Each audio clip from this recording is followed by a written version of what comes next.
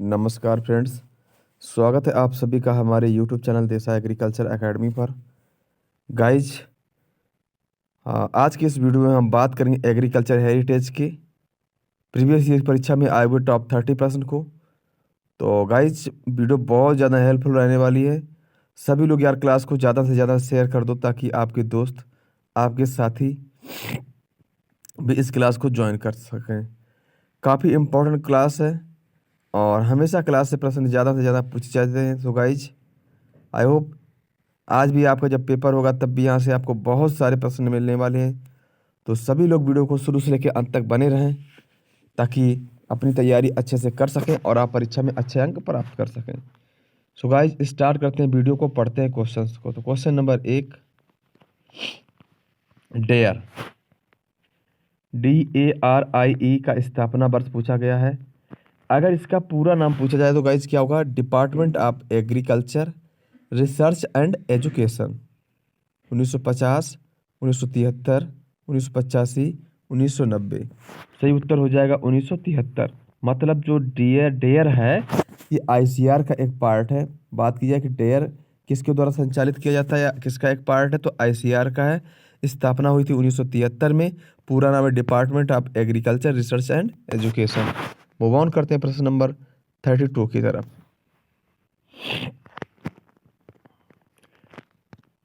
The father of white revolutions, दुग्ध क्रांति के पिता किसको बोलते हैं?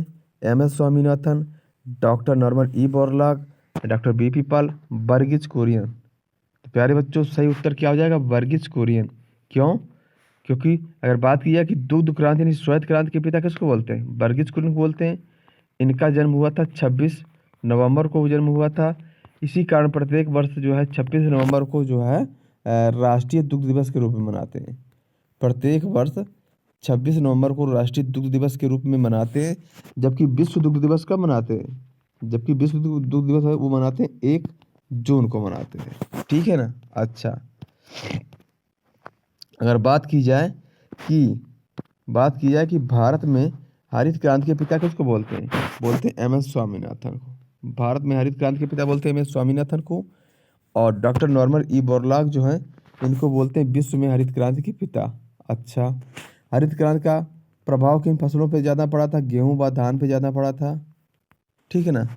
कब आई थी इंडिया में? तो 1966-67 में आई थी। और हरित क्रांति शब्द किसने दिया? तो विलियम गॉड। हरित क्रांति जो शब्द दिया था विलियम गॉड ने दिया था। ठीक है, चलो क्वेश्चन नंबर नेक्स्ट। प्रश्न है कि the Shri Niketan project was started by, जो श्री निकेतन प्रोजेक्ट है वो किसके द्वारा शुरू किया गया था? महात्मा गांधी, रविंद्रनाथ टैगोर, स्पेंसर हैच, इनमें से कोई नहीं। तो डियर स्टूडेंट, अगर बात करिए कि सेवाग्राम किसके द्वारा स्टार्ट किया गया? सेवाग्राम, तो सेवाग्राम तो महात्मा गांधी के द्वारा है कि नहीं? और रविंद्रनाथ टैगोर के द्वारा श्री निकेतन प्रोजेक्ट स्टार्ट किया गया था। उत्तर से हो जाएगा B। बढ़ते हैं प्रश्न नंबर नेक्स्ट की तरफ।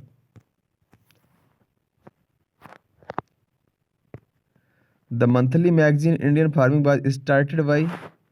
पहली बात, जो इंडियन फार्मिंग जो मैगजीन है, जो पत्रिका, ये कैसी है? मासिक पत्रिका होती है। कैसी है? हर माह में प्रकाशित होने वाली पत्रिका को मासिक पत्रिका बोलते हैं। तो यह मासिक पत्रिका है। अब कह रहा है कि जो जो इंडियन फार्मिंग जो मैगजीन है वो कब किसके द्वारा रिलीज की जाती है? तो ये की जाती है आईसीआर के द्वारा। किसके द्वारा? आईसीआर के द्वारा। काफी अच्छा प्रश्न है ये। 35, किसान डे इज सेलिब्रेटेड ऑन। किसान दिवस कब सेलिब्रेट किया जाता है? 15 मार्च, 23 दिसंबर, 5 जून या फिर 30 मार्च को। डियर स्टूडेंट, 5 जून को क्या मनाते हैं? विश्व पर्यावरण दिवस मनाते हैं 5 जून को। तो 23 दिसंबर को मनाते हैं किसान दिवस। और किसान दिवस किसकी यादगार की मनाते हैं? तो चौधरी चरण सिंह की यादगार मनाते हैं। किसकी यादगार मनाते हैं भाई? चौधरी चरण सिंह की। किसान घाट का संबंध किससे है? किसान घाट का संबंध किससे? ये भी है चौधरी चरण सिंह से। आई होप आप समझ रहे होंगे हमारी बात को। नेक्स्ट,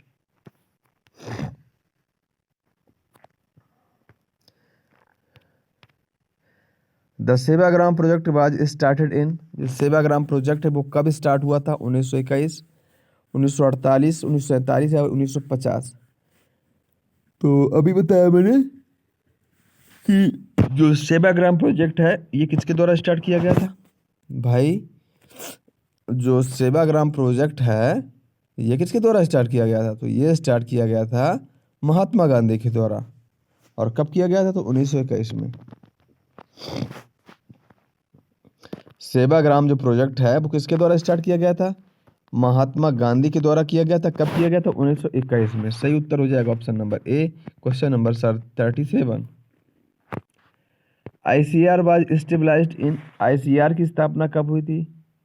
1929 में हुई थी गाइज। कब हुई थी? 1929 में हुई थी।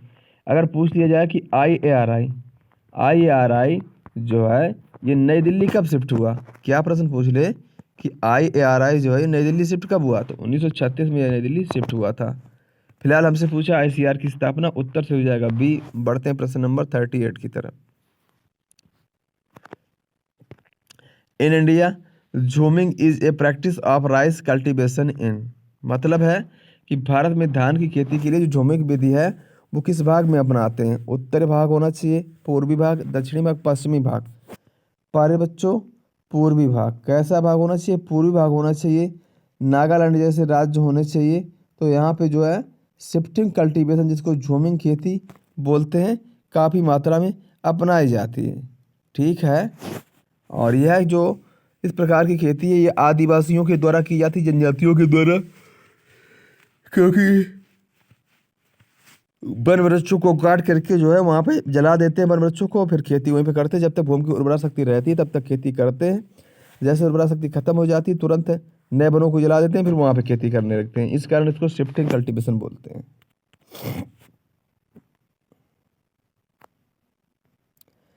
World forestry day is celebrated on, विश्व पर्यावरण दिवस कब मनाते हैं भाई? पर्यावरण दिवस 5 जून को। 11 जुलाई को मनाते हैं विश्व जनसंख्या दिवस मनाते हैं। और 21 मार्च को क्या मनाते हैं? तो विश्व वानिकी दिवस। विश्व वानिकी दिवस मनाते हैं 21 मार्च को। 22 मार्च को मनाते हैं विश्व जल दिवस। 22 मार्च को विश्व जल दिवस। और 22 अप्रैल को मनाते हैं विश्व पृथ्वी दिवस। 22 पर विश्व पृथ्वी दिवस। और 22 मई को मनाते हैं जैव विविधता दिवस। ठीक है, ये काफ़ी अच्छा प्रश्न है।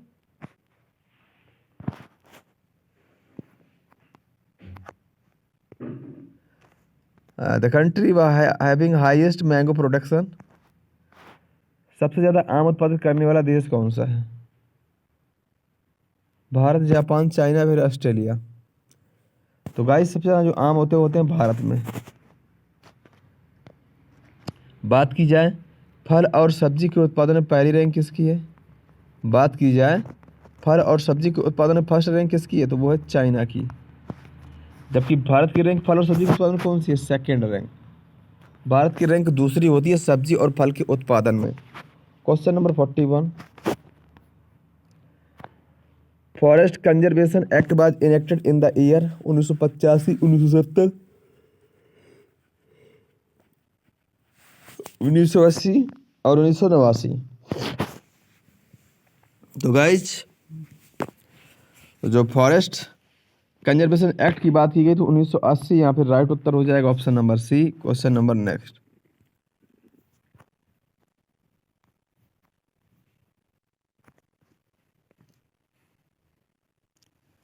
The full form of FRI is forest research institute. FRI का पूरा नाम क्या होगा? Forest research institute.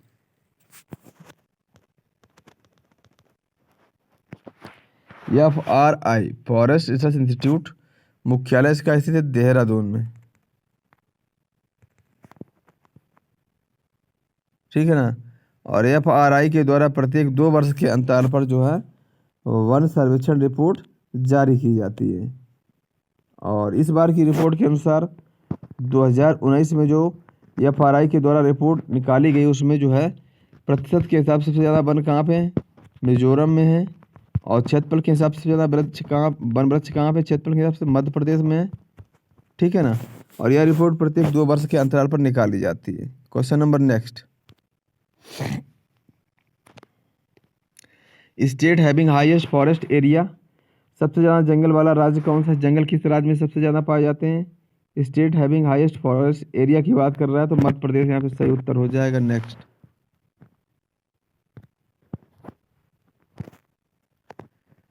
बात की जाए दालें किस राज्य में ज़्यादा होती हैं? दालें तो मध्य प्रदेश में, और फल होते हैं आंध्र प्रदेश में ज़्यादा, और मसाला वगैरह होते हैं केरल में ज़्यादा। Next 44, black soil is most useful for, ऐसी मिट्टी जो काली है और किस क्रॉप के लिए अधिक मात्रा अच्छी मानी जाती है? किस क्रॉप के लिए अच्छी मानी जाती? का से काली, का से कपास। ऑप्शन नंबर बी यहाँ पे राइट है। काली मिट्टी महाराष्ट्र राज्य में ज़्यादा पाई जाती है और इस मिट्टी में माउंट मोरिलोनाइट, क्या माउंट मोरिलोनाइट जो क्ले मिनरल है, क्ले खनिज है, इसकी अधिकता ज़्यादा पाई जाती है। इसका रेशियो कुछ ये होता है 2:1 होता है, ठीक है ना, बिल्कुल। नेक्स्ट, भारत की सबसे उपजाऊ मृदा कौन सी है? सैलाइन सॉइल, एलोवियल, ब्लैक या फिर रेड सॉइल। तो सबसे ज़्यादा जो मृदा है जलोढ़ मिट्टी भारत की सबसे अच्छी मिट्टी मानी जाती है, जलोढ़ मिट्टी, ठीक है ना। लाल मिट्टी जो है तमिलनाडु में पाई जाती है, इसमें क्योलिनाइट मिनरल की अधिकता होती है, किसकी होती है? क्योलिनाइट की अधिकता होती है, और इसमें सिलिका और एल्यूमिना का जो अनुपात है 1:1 होता है। सिलिका और एल्यूमिना का जो रेशियो कितना होता है? 1:1 होता है। तो ये काफ़ी अच्छा प्रश्न है, इसे याद कर लेना। Question number 46, the most ancient type of garden is floating garden, kitchen garden, Mughal या फिर Japanese. Ancient type of garden की बात की जाए तो गृह वाटिका यानी होम या किचन गार्डन इस प्रश्न का राइट उत्तर होगा। Next, dapong method of cultivation is related with, मतलब खेती की एक डैपोंग विधि है, वो किस क्रॉप से संबंधित है? धान। धान की नर्सरी तैयार करने की विधि होती है, ये क्या है? धान की नर्सरी यानी प्लांटिंग तैयार करने की विधि होती है, और इस विधि से जो है 12 से 14 दिन में नर्सरी तैयार हो जाती है भाई। इस विधि में नर्सरी जो है रोपड़ी कितने दिन में तैयार हो जाती है? 12 से 14 दिन में हो जाती है। और भारत में यह विधि जो है कहाँ से आई थी? फिलीपींस से आई थी। यह विधि भारत में फिलीपींस से आई थी, और विदाउट सॉइल के जो है नर्सरी तैयार की जाती है, बिना मृदा के नर्सरी तैयार की जाती है। तो वो विधि कौन सी? डैपोंग विधि। काफ़ी अच्छी विधि है ये। Question number next, the term agronomy is derived from, agronomy मैंने हमेशा कहा जिसके पीछे नॉमी हो और जिसके पीछे लॉजी हो, जिसके पीछे नॉमी और लॉजी, ये प्रश्न हमेशा जो है ग्रीक भाषा के शब्द माने जाते हैं, जबकि जिसके पीछे कल्चर लगा हो, कल्चर, तो वो लैटिन भाषा के शब्द मान लिया जाता है, ठीक है। चलो, सामुदायिक विकास कार्यक्रम शुरू हुआ था, community development programme started in the year 1948, 1958, 1950, 1952। तो यह जो प्रोग्राम है 1952 में लॉन्च किया गया था। कब किया गया था? 1952 में। तो CDP यानी कम्युनिटी डेवलपमेंट प्रोग्राम है, यह 1952 में स्टार्ट हुआ था गाइस। कब हुआ था? 1952 में। अच्छा, और अधिक अन्न उपजाऊ ग्रो मोर फूड कंपेजन जो है, ये भी अधिक अन्न उपजाऊ, ये भी कब चालू हुआ था? 1952 में।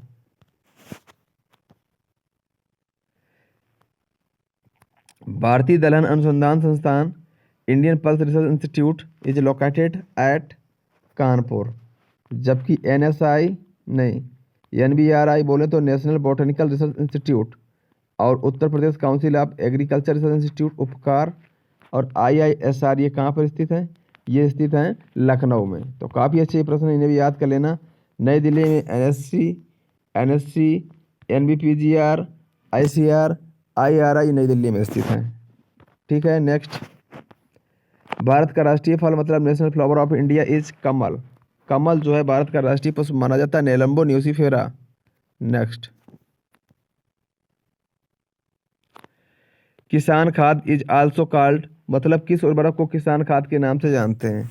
अमोनियम सल्फेट, अमोनियम नाइट्रेट, या फिर कैल्शियम अमोनियम नाइट्रेट, या फिर यूरिया। देख लो एक बार अच्छे से प्रश्न को। अमोनियम सल्फेट में 2 तत्व पाए जाते हैं, नाइट्रोजन और सल्फर। सल्फर 24% है यहाँ पे, और नाइट्रोजन है 20.5%। अमोनियम सल्फेट का यूज मुख्य रूप से धान की क्रॉप में करते हैं, क्योंकि यह विनाइट्रीकरण क्रिया को बढ़ावा नहीं देता बल्कि कंट्रोल करने में काम करता है। अच्छा, अमोनियम नाइट्रेट में नाइट्रोजन की बात की जाए तो 33% के आसपास रहती है। अच्छा, कैल्शियम अमोनियम नाइट्रेट, इसी को किसान खाद या सोना उर्वरक के नाम से जानते हैं, और इसमें 25% नाइट्रोजन पाई जाती है। सबसे बड़ी बात कि इसमें जो नाइट्रोजन है वो अमोनिया और इसमें जो नाइट्रोजन है वो अमोनिया और नाइट्रेट दोनों फॉर्म में विद्यमान रहती है। तो ये काफ़ी अच्छा प्रश्न है, इसे याद कर लेना कि कैल्शियम अमोनियम नाइट्रेट में जो नाइट्रोजन है अमोनिया नाइट्रेट दोनों रूप में पाई जाती है। अच्छा, यूरिया में क्या है कि 46% नाइट्रोजन पाई जाती है। यूरिया एक कार्बनिक उर्वरक है। सबसे पहले होलर नामक साइंटिस्ट ने बनाया था प्रयोगशाला में। और यूरिया में वायोरेट एक हानिकारक तत्व होता है, वायोरेट। इसकी मात्रा हमेशा 1.5% से कम होनी चाहिए। कितनी? 1.5% से इसकी मात्रा हमेशा कम होनी चाहिए वायोलेट की। Question number next, Oryza sativa is the botanical name of, Oryza sativa जो है ये वैज्ञानिक नाम है किसका? धान का होता है, ठीक है ना। मक्का का जिया मेज, गेहूं का टिटका मेस्टिवम, ये वैज्ञानिक नाम होते हैं, ठीक है। Next 54 number, Khaira disease is associated with, मतलब खैरा रोग एक बीमारी है, किस क्रॉप से संबंधित है? गेहूं, मक्का, गन्ना, इनमें से कोई नहीं। तो हम खूब जानते हैं खैरा बीमारी धान में लगती है, इसलिए सही उत्तर हो जाएगा इनमें से कोई नहीं। अच्छा, यह बीमारी किस तत्व की कमी से लगती है? जिंक कमी से लगती है। जिंक की कमी के लक्षण जो हैं नई व पुरानी दोनों प्रकार की पत्तियों पर देखने को मिलते हैं। अच्छा, रोकथाम में जिंक सल्फेट का यूज करना चाहिए। जिंक सल्फेट का 20 से 25 किलोग्राम पर हेक्टेयर मात्रा देनी चाहिए। अच्छा, जिंक मतलब इंक, इंक से बना 21% जो कि क्या है? जिंक की मात्रा पाई जाती है। यस मतलब सल्फर, सल्फर की मात्रा कितनी होती है? 16% होती है। अच्छा, जिंक की कमी किन मृदा में ज़्यादा पाई जाती है? ऐसी मृदा जो तराई क्षेत्र की सॉइल है वहाँ पे जिंक की कमी ज़्यादा पाई जाती है। क्यों? क्योंकि तराई लैंड दलदली भूमियाँ होती हैं, यहाँ पे धान की खेती बहुत ज़्यादा होती है। अच्छा, खैरा बीमारी को किसने खोजा? डॉक्टर वाई एल नैनी ने खोजा था, Govind Vallabh Pant university of agriculture and technology में। Next, damping off disease spread from, जो डैम्पिंग ऑफ बीमारी है जो किसके द्वारा स्प्रेड होती है, फैलती है? तो फफूंदी के द्वारा फैलती है, ठीक है ना, फफूंद के द्वारा। कबक भी एक बात है लेकिन यहाँ पे देख लो चेंज है, तो फफूंद के द्वारा होती है। और फफूंद का नाम भी पिथियम नामक फफूंदी के द्वारा, पिथियम वर्ग की फफूंदी के द्वारा। और ख़ास तौर पर यह बीमारी जो है उनमें लगती है जिनकी नर्सरी बोई जाती है, जिनकी नर्सरी तैयार की जाती है। तो नर्सरी का प्रमुख रोग क्या है? डैम्पिंग या यानी अर्ध गलन। Next 56 number, regional rural bank was stabilised in, क्षेत्रीय ग्रामीण बैंक की स्थापना हुई थी, कब हुई थी?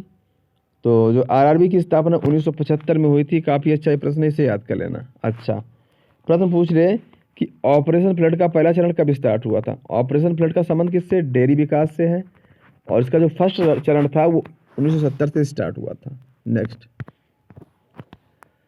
काफ़ी अच्छा प्रश्न है कि the term sociology derived from, socio means Latin, socio means Latin और लॉजी मीन्स ग्रीक, अर्थात लैटिन प्लस ग्रीक दोनों भाषा का शब्द माना जाता है।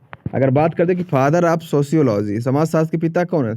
तो अगस्ट काम्पटे। भाई कौन है? अगस्ट काम्पटे जो हैं ये फादर हैं किसके? समाजशास्त्र के। Next, dwarf variety of wheat in India wire started during, Bharat में बौनी जात की गेहूं की प्रजातियों का उगाना कब से प्रारंभ हुआ था? भाई तभी तो होगा जब हरित क्रांति आई थी इंडिया में। जब इंडिया में आई थी हरित क्रांति तभी से तो हुआ है ये सब कुछ, ठीक है। तो 1966-67 होना चाहिए। बी ऑप्शन से यहाँ पर राइट है। बाकी के प्रश्न हम कवर कर चुके हैं, तो आप उस वीडियो को अच्छे से देख लेना। फर्स्ट वीडियो हम दे चुके हैं टॉप 30 क्वेश्चन की, तो उसे भी अच्छे से देख लेना, ठीक है। अच्छा, बात की जाए कि एनएससी जो है नेशनल सीड कॉरपोरेशन, मुख्यालय इसका नई दिल्ली में, इसकी स्थापना हुई थी 1963 में, ठीक है ना, बिल्कुल। 59, भारत का राष्ट्रीय फल, नेशनल फ्रूट ऑफ इंडिया किसको बोलते हैं? ये बोलते हैं आम को। आम को भारत का राष्ट्रीय फल, बाथरूम फल, बाथरूम फल, किंग ऑफ ट्रॉपिकल फल, किंग ऑफ ट्रॉपिकल फल, और बाथरूम फल हो गया, भारत का राष्ट्रीय फल हो गया, किंग ऑफ ट्रॉपिकल फल हो गया, और एक इसको बोलते हैं, क्या बोलते हैं? इसको बोलते हैं फलों का राजा, फलों का राजा भी किसको बोलते हैं? आम को। और वैज्ञानिक नाम Mangifera indica, family Anacardiaceae. Chromosome number की बात की जाए 40। फल का प्रकार ड्रोप और खाए जाने वाला भाग इसका मध्य फलवित माना जाता है। तो इतनी जानकारी हमें मिलती है आम से। अगर क्लास अच्छी लग रही हो यार, वीडियो को कर देना लाइक, नए फ्रेंड चैनल को सब्सक्राइब कर लेना, और हाँ शेयर जरूर कर दें प्लीज़। आज की क्लास का लास्ट क्वेश्चन, एनडीआरआई, जो एनडीआरआई है national dairy research institute, national dairy research institute ये कहाँ पे स्थित है? करनाल में। करनाल में एक और संस्थान है जिसका नाम है सेंट्रल सॉइल सैनिटरी रिसर्च, केंद्रीय मृदा लवणता अनुसंधान संस्थान, केंद्रीय मृदा लवणता अनुसंधान संस्थान जिसको बोलते हैं central soil sanitary research institute. ये कहाँ पे स्थित है? करनाल में। करनाल में ही स्थित है एनडीआरआई, ठीक है ना। हिसार में भैंस का स्थित है, भैंस का हिसार में है, ठीक है ना। तो गाइज ये थे टॉप 30 क्वेश्चंस का एक नेक्स्ट भाग। आई होप आपको पसंद आया होगा। काफ़ी इंटरेस्टिंग वीडियो है, आपके एग्जाम के लिए हेल्पफुल रहने वाली है। निश्चित आपके एग्जाम में यहाँ से प्रश्न मिलेंगे, प्रॉमिस है। तो सभी लोग वीडियो को कर देना लाइक, नए अपने चैनल को करना सब्सक्राइब। मिलते हैं एक नई वीडियो के साथ में बहुत जल्दी, अभी से थोड़ी देर बाद में। तब तक के नमस्कार, थैंक्स फॉर वॉचिंग।